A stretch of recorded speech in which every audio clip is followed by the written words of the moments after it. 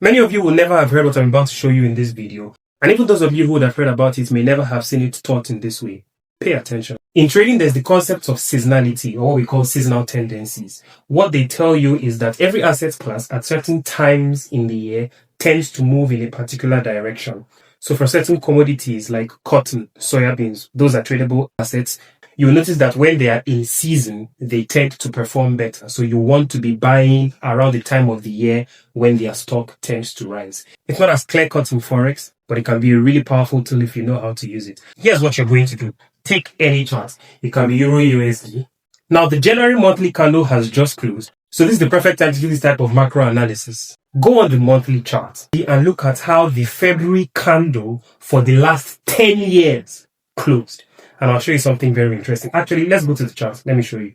This is Euro USD on the monthly time frame. I have marked out the February candle for the last 10 years. The arrows pointing upward show that it was an up close or a bullish candle, and the arrows pointing down show that it was a down close or a bearish candle. So we have one bullish candle, bearish, bearish, bearish, bearish, bearish, bearish, bearish, bearish, bearish. So what this tells you from a macro perspective already is that in 10 years, we had 9 times where the February candle closed bearishly or was a bearishly expanding candle. That tells you that there is a 90% chance that this February candle that is about to open is going to, if not close lower, at least expand lower.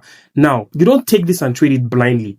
You compare what you expect from this seasonal analysis with what is happening currently. Now, these are the caveats with using seasonality. 1, it is not an entry trigger. It does not tell you go into the market and start buying. Because I know you traders, you're always looking for, just show me the simple thing. Now I've shown you this thing and you know that there's a 90% chance that the February candle is going to trade lower. You just enter from 1st of February and start selling with full margin.